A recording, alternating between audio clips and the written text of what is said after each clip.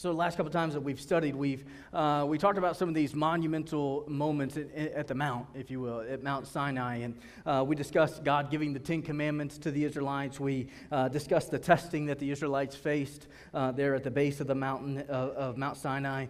And I told you that although we didn't discuss it in detail, the Israelites were also given instructions for building the tabernacle there at Mount Sinai.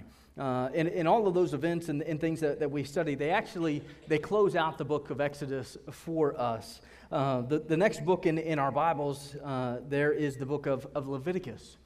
The book of Leviticus, the book of Exodus ends with the instructions for building the tabernacle, and the book of Leviticus focuses primarily on the worship that would take place within the tabernacle. The book of Leviticus is named after the tribe of Levi. The tribe of Levi was the ones that were set apart to take care of the tabernacle and the proceedings and things and the dealings within the tabernacle. And so, although the Leviticus, it doesn't deal just with the special duties of the Levites, but it's so named because of that, because they were the ones that are in charge of the worship of the tabernacles there. And so, Exodus gave the directions for building the tabernacle. Leviticus gives us the laws and regulations for the worship within the tabernacle, including those on ceremonial cleanness, that talked about the moral laws, that talked about the holy days, talked about the Sabbath year, also the year of Jubilee, and all of those types of things that we will not dive into. So, for the purpose of our study in the life of Moses and meaning through Moses and journeying through his life, we're going to skip over the book of Leviticus, and we're going to jump into the book of Numbers tonight. The book of Numbers continues the history of the Israelites and their journey heading towards the promised land, the land of Canaan. And let me make just a side note here tonight. When we talk about the promised land, oftentimes we talk about the promised land and we relate the promised land to heaven. And we talk about, we're all waiting to get to the promised land. We're all waiting to get to heaven. But I'm one of those types of guys. I don't believe that the promised land is a picture of heaven. I believe the promised land is more accurately a picture of a Christian in the middle of God's will. The reason I so believe that is because when you look at the Israelites, you look at their journey, when they enter into Canaan, when they enter into the promised land, everything is not perfect for them.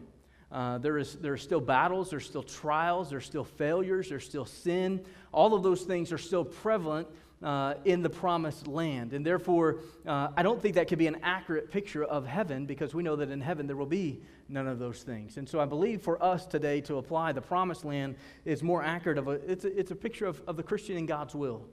This is what we're ultimately shooting for as Christians, is to be right in the middle of God's will for our lives. That's our promised land. And God has promised that if we live in His will, that God will take care of us, and God will fight our battles, and God will give us the victories that we need. And so keep that in mind as we walk through here. So tonight we're going to look at some two key moments in the Israelites' journey towards the promised land. Two key moments. They tend to be negative things, but we'll try to do our best to pull out the positive in these and see what God has for us tonight. Number one, I want you to see a murmuring miscue. A murmuring miscue. Murmuring and complaining seems to be what the Israelites did best. Right? As we continue to walk through this journey, this is what we see them doing. We see them murmuring. They're complaining about their situation. They're complaining about what they have and what they don't have and how they wish things were better. And they often compare and say they had things better in Egypt, although we know that was often a lie. But this is what they seem to do best, is to murmur, to gripe, and to complain. I think that's also accurate of us.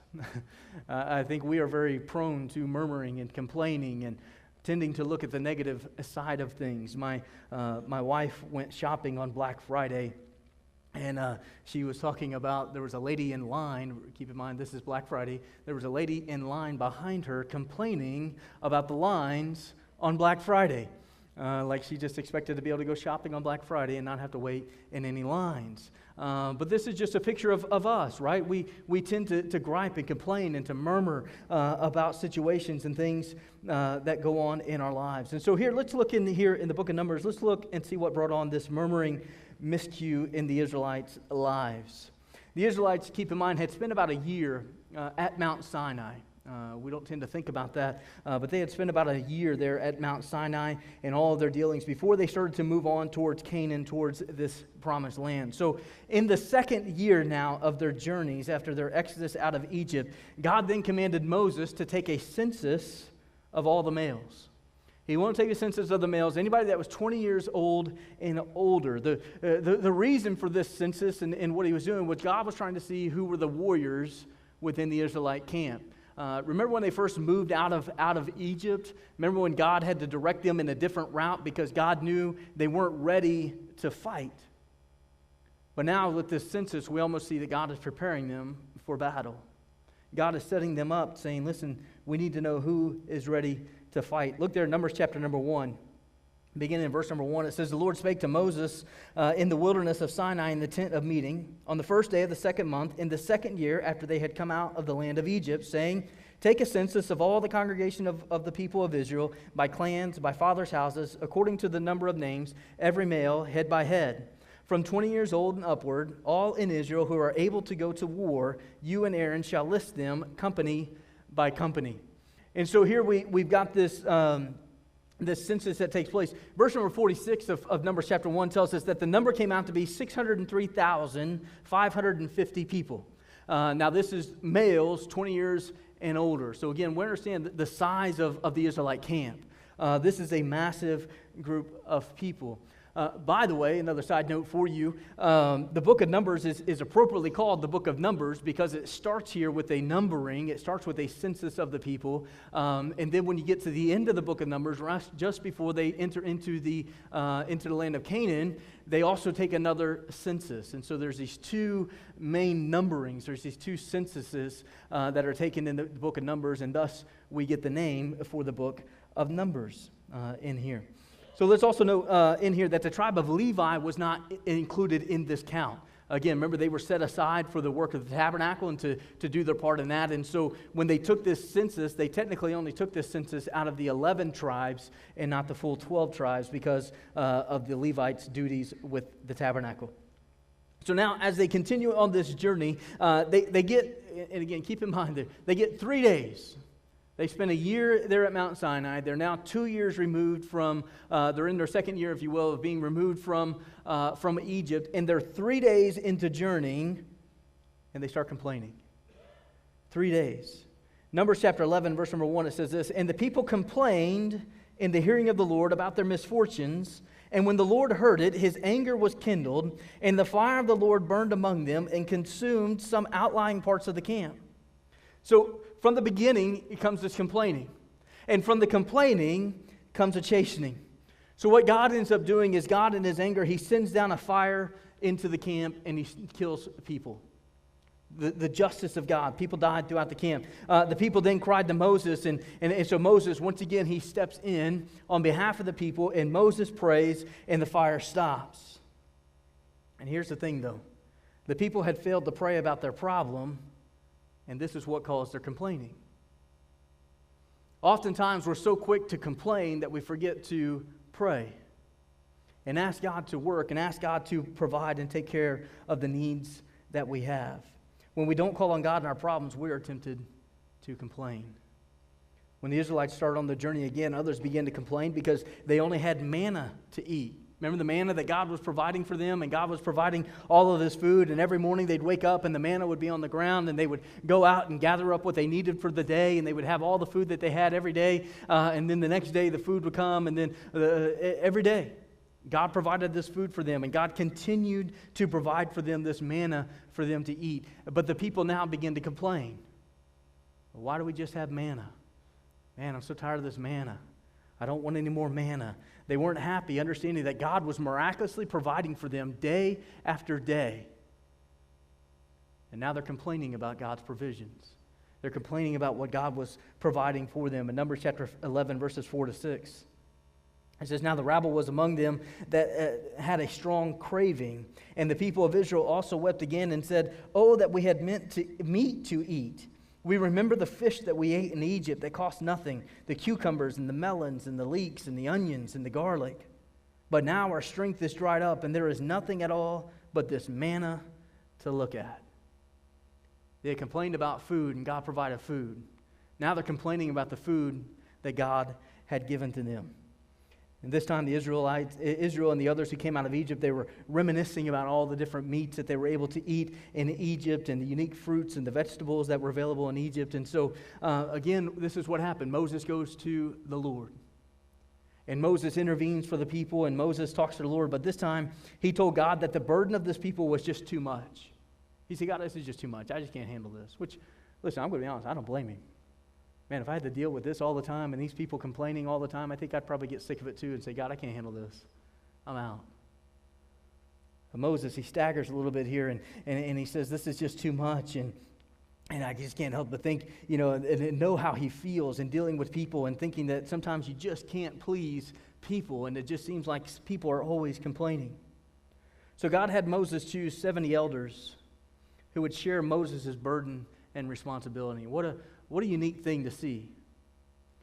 That Moses at a breaking point, and Moses ready to give up. And God says, here, I'm going to help you.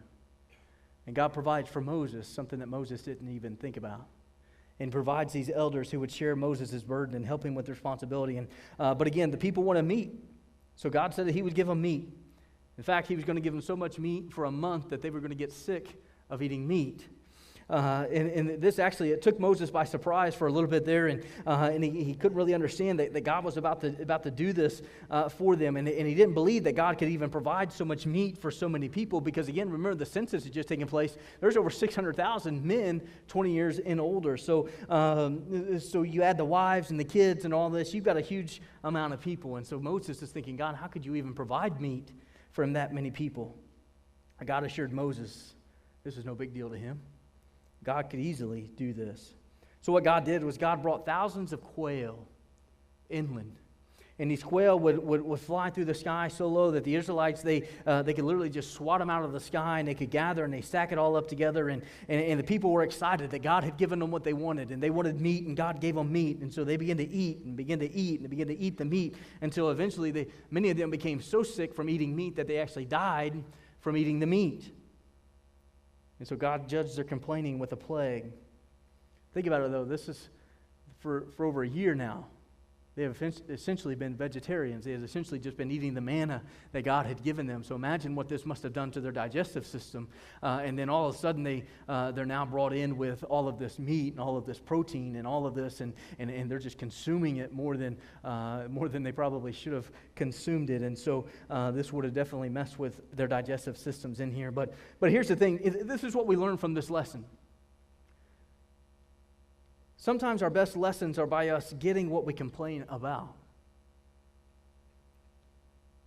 You see, one thing with God is that God is a very patient God, and God is a very just God. And sometimes if we complain about something just enough, you realize that God will give you what you're complaining about to teach you a lesson that you really didn't need what you were thinking you needed. Psalm chapter 106. Verses 13, 14, and 15, it says this, and speaking to the Israelites, it says, "But they soon forgot his works. They did not wait for his counsel, but they had a wanton craving in the wilderness, and put God to the test in the desert. He gave them what they asked, but sent a wasting disease among them." So often we get caught up in this world, right? We get so caught up in this life that, man, we just want what the world's got, and we just long for it. And oftentimes we crave it, and we complain that we don't have it, and we complain that we're missing out. But do you understand that sometimes if you continue to complain, if you continue to gripe about it, God's going to give you what you ask for, but it might not be what you want in reality. Look in your Bibles, if you will, in Romans chapter number 1. It's a long passage of Scripture that I want to read to you tonight, but I want you to see this in Romans chapter number 1. Beginning in verse number 18. Again, we think about this world and the world that we live in. Verse number 18 down to verse 32, I believe, in this passage. It says, "For the wrath of God is revealed from heaven against all ungodliness and unrighteousness of men, who by their unrighteousness suppress the truth. For what can be known about God is plain to them, because God has shown it to them. For his invisible attributes, namely his eternal power and divine nature, have been clearly perceived ever since the creation of the world, in the things that have been made. So they are without excuse. For although they knew God, they did not honor him as God or give thanks to him, but they became futile in their thinking, and their foolish hearts were darkened. Claiming to be wise, they became fools, and exchanged the glory of the immortal God for images resembling mortal man and birds and animals and creeping things. Verse 24, a powerful verse. Therefore, God gave them up in the lust of their hearts to impurity, to dishonoring of their bodies among themselves, because they exchanged the truth about God for a lie and worshiped and served the creature rather than the Creator, who is blessed forever. Amen. Verse 26, for this reason, God gave them up to dishonorable passions. For their women exchanged natural relations for those that are contrary to nature, and the men likewise gave up natural relations with women and were consumed with passion for one another, men committing shameless acts with men and receiving in themselves the due penalty for their error. And since they did not see fit to acknowledge God, God gave them up to a debased mind, to do what ought not to be done. They were filled with all manner of unrighteousness, evil, covetousness, malice. They are full of envy and murder and strife and deceit and maliciousness. They are gossips, slanderers, haters of God, insolent, haughty, boastful, inventors of evil, disobedient to parents, foolish, faithless, heartless, ruthless. Though they knew God's righteous decree that those who practice such things deserve to die, they not only do them, but give approval to those who practice them. If this is not a picture of our world today, and we have complained and we have complained and we have wanted this and we have wanted this, and it's no reason that the world's in the mess that it is today, because God says, you want it here, you can have it. You see, the thing is, and we tell our teenagers this all the time, is that God in His free will, He gives us the right to make our own choices. And we get to choose what we want, and we get to choose what we want to do. But the problem is that we don't get to choose the consequences to the choices that we do make. And if we choose to do these things that are ungodly, we have to understand that we're going to reap ungodliness. And that's what God has done. He's given us up to our own ideas and what we want. So Israel, they continued on their journey to Canaan when another situation occurred. Here in the book of Numbers, Moses' sister, Miriam, we haven't heard from her in a while, she began to complain that Moses' wife was an Ethiopian woman. You see, remember when Moses, he left Egypt and he fled, he went to the backside of the desert there, and he ended up meeting this Ethiopian woman at a well, and he helped her out, and then they brought him into the family, and she ended up marrying this woman and working for his father-in-law, Jethro. But Miriam, being an Ethiopian woman, Moses' sister began to complain because this Ethiopian woman was in their camp, and she didn't think that was right, and that an outsider should be a part of their camp. And really, truthfully, the odds are she's probably just jealous that this outsider was closer to her brother than she was. So what happens is Miriam goes to Aaron and she complains to Aaron, but Aaron doesn't do anything about this. And so what happens is that God ends up chastening both of them for their sins here in their murmurings and their complainings. Miriam was struck with a terminal disease of leprosy. Many of us know what leprosy is and the terrible nature of that disease. Aaron actually went and confessed his sin to Moses in this situation. Moses ends up praying for Miriam to be healed, and again, God steps in and intervenes for Moses, and he heals Miriam there in that situation. So what we learn from Israel's murmuring misuse is that God takes complaining very seriously. And we don't think about it a whole lot, and we just go about our lives, and we live our lives, and we complain, and we do our things, and we just don't think anything of it. But God actually takes complaining very seriously, because complaints are simply just us a lack of faith in trusting God's provision, trusting what God has for us in our lives. And we should always pray about our needs instead of complaining about them. So here's the thought. When our outlook is right, then our outcome will be right. And there's a lot of us, we could probably stop right here tonight and we could probably have an altar call, and there's probably a lot of us that would have to come down here and say, God, please, I'm sorry for my murmuring miscues. I'm sorry that I allow complainings to creep up into my life so easily. And we need to pray and ask God to change our outlook so that our outcome could be right. But tonight, as we continue in this journey, I want you to see that this attitude of murmuring, complaining, it was actually going to lead to something bigger for the Israelites and a bigger mess for them. I want you to see number 2 here. I just called it the spy spectacle. The spy spectacle. Israel's journey brought them to a place called Kadesh, and this was near the southern border of Canaan, and it was here that the Israelites committed probably one of the biggest epic fails that drastically changed and complicated the course of their lives. What happens is they get right on the brinks of the promised land, this land that God had promised to give them. That's why it's called the promised land. God had promised to give it to them. And they come up right on the edge of this there. And the Israelites decide to do something that really was needless. They didn't need to do this, but the Israelites decide to send spies into the land of Canaan, to spy out the land, to see what the land would look like, to see what the warriors would be like in this, and to size up their fight, if they will. And so the sending of spies into Canaan wasn't needed because God had already promised to give Israel the land. But yet they did this anyway. You see, the cloud that led them out of Egypt and the cloud that had parted the Red Sea and had stopped the Egyptians from capturing them there as they crossed over the Red Sea, this was the cloud that could lead them into Canaan and give them victory over the Canaanites, but yet the people, because of their complaining, because of their murmuring miscues and this negative attitude that they had about them, it led them to doubt God's provision in their lives. And so what happens is they send these spies in. And in Deuteronomy chapter number 1, Moses, he's recapping this event, and he tells us that Israel had planned to send the spies to Canaan and have them to bring back a report, but Israel failed to wait for God's plan, which is like us when our plans don't work out very well either. And so tonight, let's read Deuteronomy chapter 1 here, just to get a recap of this situation and this event here. And again, it's another lengthy portion of Scripture, but I pray that you'll listen here in Deuteronomy chapter number 1. Beginning in verse 19, it says, "Then we set out from Horeb and went through all that great and terrifying wilderness that you saw on the way to the hill country of the Amorites, as the Lord our God commanded us. And we came to Kadesh Barnea. And I said to you, you have come to the hill of the country of the Amorites, which the Lord our God is giving us. See, the Lord your God has set the land before you. Go up, take possession as the Lord, the God of your fathers, has told you. Do not fear or be dismayed."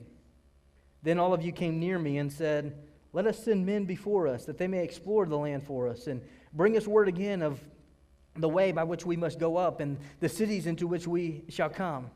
The thing seemed good to me, and I took 12 men from you, 1 man from each tribe. And they turned and they went up into the hill country and came to the valley of Escol and spied it out. And they took their hands some of the fruit. They took in their hands some of the fruit of the land and brought it down to us and brought us word again and said, "It is a good land that the Lord our God is giving us." Yet you would not go up, but rebelled against the command of the Lord your God. And you murmured in your tents and said, "Because the Lord hated us, he brought us out of the land of Egypt to give us into the hand of the Amorites to destroy us. Where are we going up?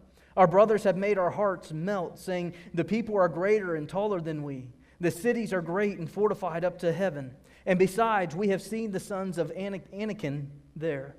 Then I said to you, do not be in dread or afraid of them. The Lord your God who goes before you will himself fight for you, just as he did for you in Egypt before your eyes. And in the wilderness where you have seen how the Lord your God carried you, as a man carries his son, all the way that you went until you came to this place. Yet in spite of this word, you did not believe the Lord your God." What a tragic recap of this event in here. And so what happens is they send these 12 spies into the land of Canaan, and they spent 40 days in the land of Canaan. Again, we know 40 days is a test. And so after the 40 days came the big test. They had failed in their first test when Moses returned from Mount Sinai, and Moses found them worshiping this golden calf, and many died as a result of it. And so the spies' report, again, was going to test their faith. What happens, we know the story. 10 of the 12 spies come back, and they're talking about the obstacles, and they're talking about, man, it's a great land. Lots of big fruit and lots of great things and all this. But the problem is that the people are bigger than us. The people are stronger than us, and there's no way that we can defeat these people. They forgot God's promise.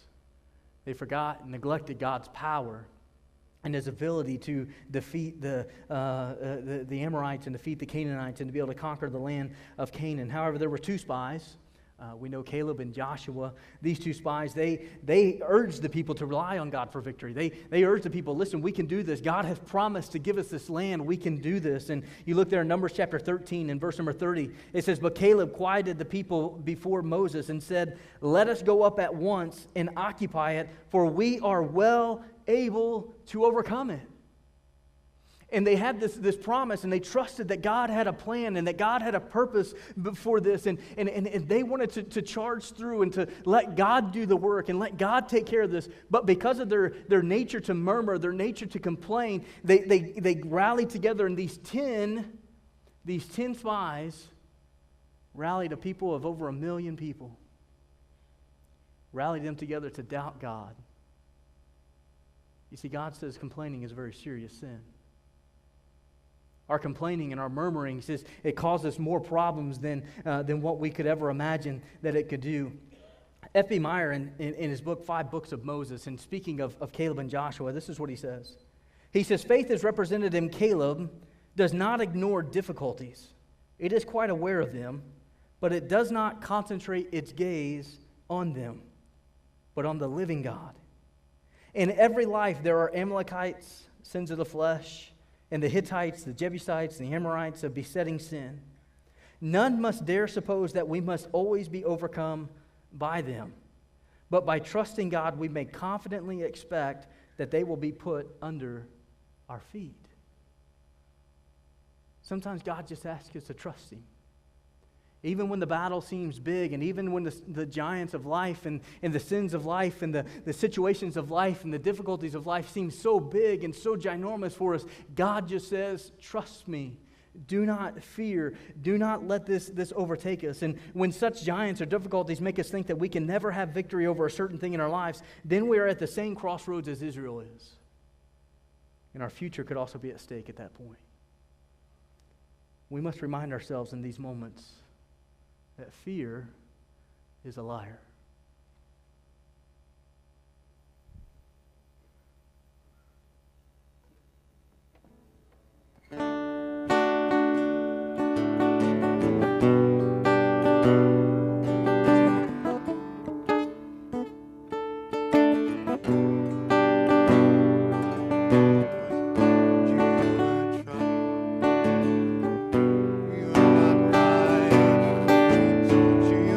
Strong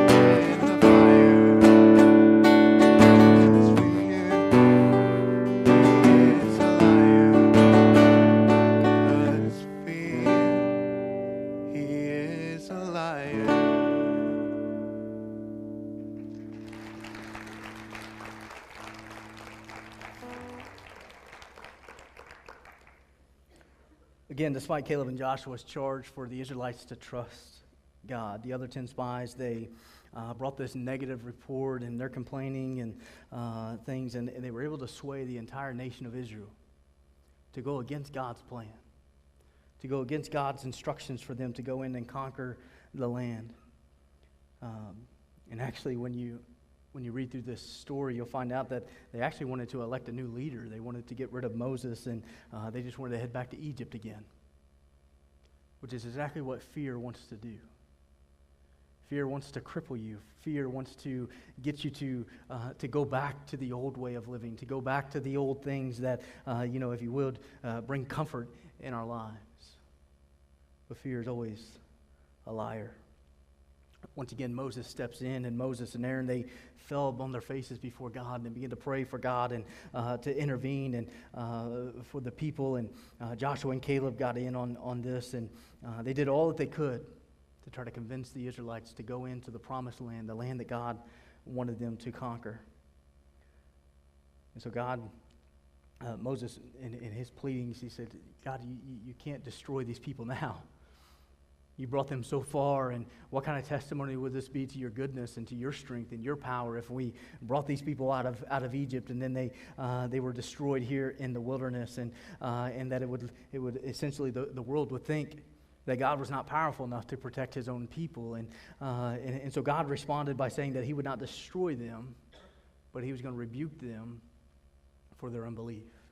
He was going to rebuke them for their lack of trust in God's plan. And so basically what God did, God said that nobody 20 years and older, remember all those warriors?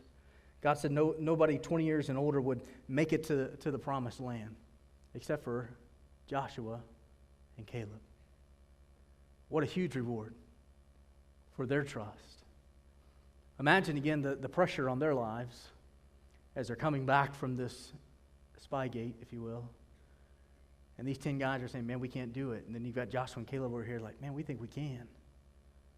And they're outvoted. People probably telling them they're stupid and there's no way that they can do this, and they're ridiculous for even thinking this. But now nobody 20 years and older was going to make it to the promised land except Joshua and Caleb because of their faith. The 10 spies immediately died by a plague of the Lord because of their lack of faith and their influence on other people to draw them away from God and God's plan. So in life, here's the thing as we wrap things up tonight. In life, we each choose how we want to choose to view our difficulties. There's no way to get around the difficulties. There's no way to get around the struggles and the trials. There's no way to get around them, but we all have a choice on how we view our difficulties. We either view it with a faith in God or without faith in God. And that's what's going to determine our future, is how we view these situations and these problems. God gives each person, like we said earlier, God gives each person a free will. We get to make the choice on how we want to live our lives. We get to make the choice on what we want to do. But the thing is that the choice to choose to believe God and his promises is the choice that we have to trust in. Even when things just don't seem like it adds up, when things don't seem like it makes sense at all, if we know that this is what God has promised us, if we know that this is what God is asking us to do, we have to step out in faith and trust that God's going to take care of all of this. So again, how do we wrap all this up tonight? Simply like this. Our attitude determines our aptitude. Our attitude determines our aptitude. Choosing faith over fear will allow us to flourish in the face of difficulty.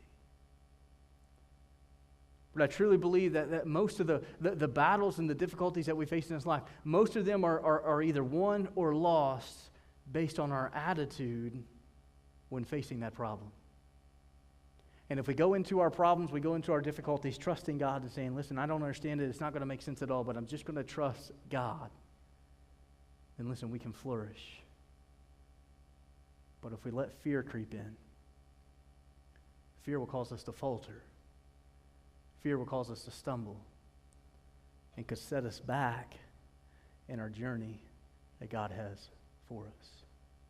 I want to ask you to bow your heads tonight. We're going to ask Pastor Nick if he would come and play a song for us and give us a time of reflection here tonight. And again, I wholeheartedly believe that our attitude determines our aptitude. Told our teenagers, over Thanksgiving and preaching a Thanksgiving series with our teenagers, I told them that, just being completely transparent and open, this is a thing that I struggle with. My attitude and just being positive, and sometimes I just tend to get down and get discouraged about things, and I struggle with things, and my wife will come in and she'll say, "Steve, you need to be positive," and my response to her will be, "I'm positive it's not going to work out." But God has really convicted me and really challenged me in studying through this series and studying through this message particularly, and through the Thanksgiving season, that I really need to work on my attitude. I need to work on just learning to trust God, even in the face of difficulty, even in the face of giants.